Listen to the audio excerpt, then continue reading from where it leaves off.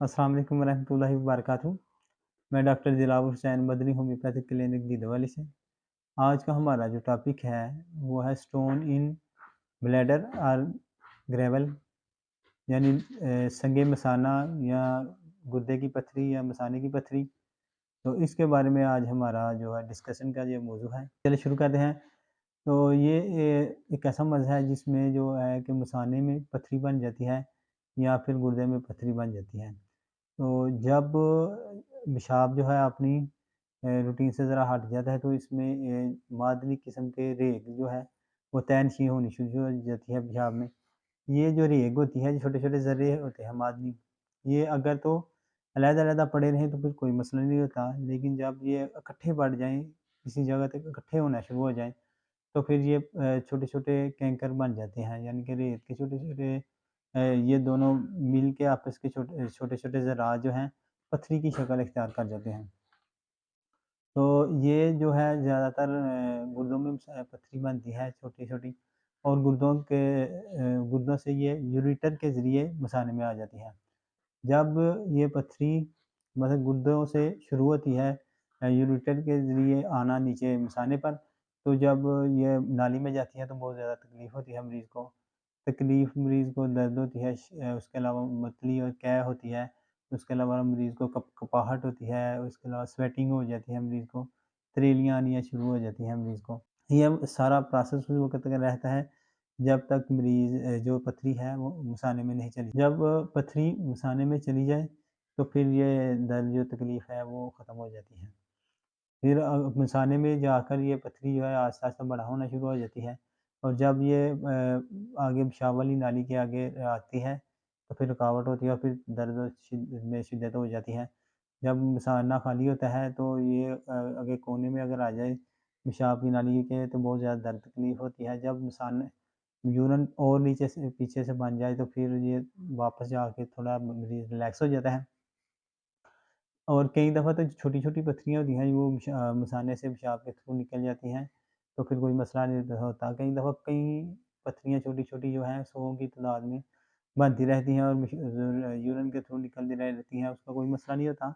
लेकिन जब पथरी का साइज़ बहुत बड़ा हो, तो फिर वो निकलने में मुश्किलात हो तो फिर बहुत ज़्यादा मसला बन जाता है।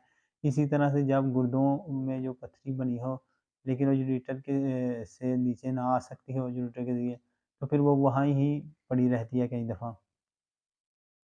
और वहाँ ही पड़े रहने की वजह से मरीज़ को जो घुटनों पे बोझ-सा महसूस होता है वो उससे एहसास होता है कि अंदर कोई पथरी वग़ैरह है। ये पथरी जो है बच्चों में भी होती है, छोटे बच्चों में अगर पथरी हो तो बच्चा जो है वो आपने जो है जो आप पेशाब वाली जगह है उसके ऊपर जो होता है हशफ़ा, हशफ़ा के जो घूंघट है उसको खींचता रहता है। घूंघट को बार-बार खींचने की वजह से वो लंबा हो जाता है और उसमें स्वेलिंग हो जाती है। और ये इसकी एक साइन सिम्पटम भी है कि छोटे बच्चे अगर आप घूंघट को खींचते रहें बार-बार तो समझिए कि उसको पथरी के चांस हो सकते हैं। उसके बाद अगर इसकी अगर मखसूस जो साइन सिम्पटम है वो हम बयान करते हैं इसकी साइन सिम्पटम। तो इसकी साइन सिम्पटम में सबसे पहले तो ये है कि इसका मरीज़ जो है बार-बार पेशाब करता है।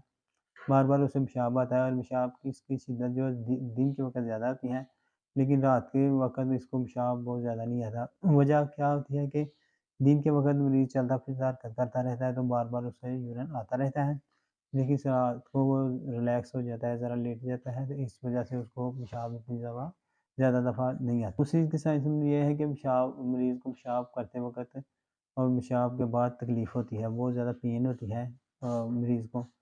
और तीसरी अलामत ये है कि पेशाब के साथ मरीज़ को पस आना शुरू हो जाती है और पस आने की वजह जो अलामत है उससे पता चल जाता है कि इसको इन्फेक्शन हो रही है। उसके बाद चौथी अलामत इसकी ये है कि यूरिन के साथ ब्लड आना शुरू हो जाता है। जब ब्लड आता है तो उस ना साथ में मरीज़ को बहुत ज़्यादा तकलीफ़ भी होती है और इसमें अगर पथरी हो तो पथरी जब पेशाब मरीज़ करता है तो वो पेशाब वाली नाली के आगे आ जाती है तो फिर भी बहुत ज़्यादा तकलीफ़ होती है और जब पीछे से पेशाब बन जाता है तो फिर वापस चली जाती है मसाने में, फिर थोड़ा मरीज़ थोड़ा रिलैक्स महसूस करता है।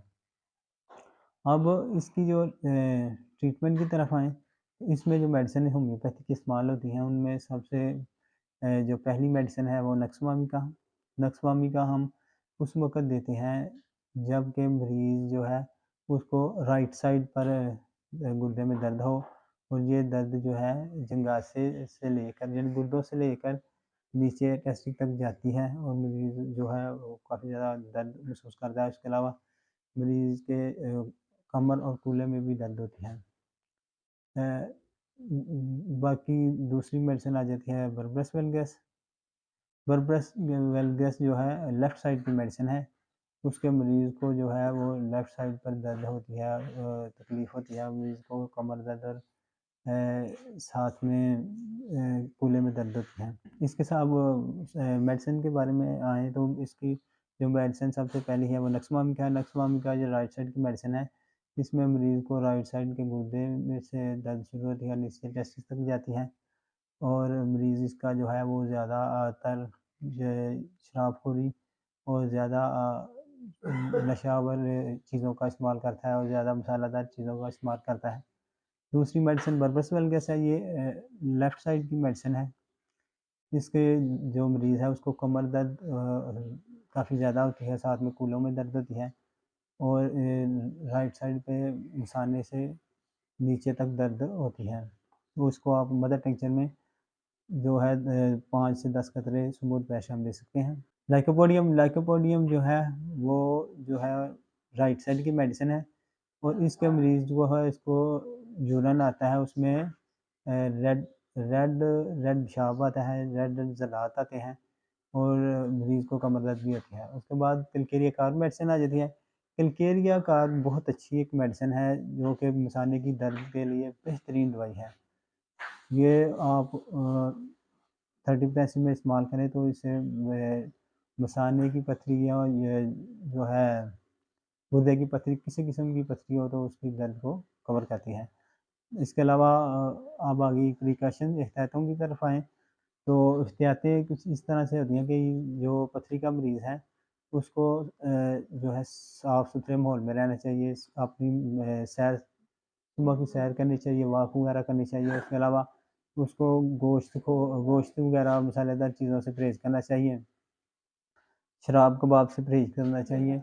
उसके इससे मरीज़ जो है वो काफ़ी बेहतर हो जाएगा। इसके अलावा इसका जो मरीज़ है उसको वॉक जितना भी करे वो उसके लिए बेहतरीन है। अगर मरीज़ को ऑक्ज़ैलिक एसिड की पथरी आ रही है या यूरिन में ऑक्ज़ैलिक एसिड आ रहा है, तो फिर मरीज़ को चाहिए कि उसको सब्ज़ी का इस्तेमाल कम करें, क्योंकि सब्ज़ी के ज़रिए या फलों से, तरकारियों से मरीज़ को जो है वो ऑक्ज़ैलिक एसिड बढ़ जाता है, और पथरी बढ़ने के चांस ज़्यादा होते हैं, इसलिए आपको फिर सब्ज़ी से भी परहेज़ करना चाहिए। तो आज का हमारा टॉपिक खत्म होता है। अगर अच्छा लगा इसे लाइक, शेयर और कमेंट्स करें, और चैनल को सब्सक्राइब लाज़मी करें ताकि हर नए आने वाली वीडियो आप तक पहुँच सके।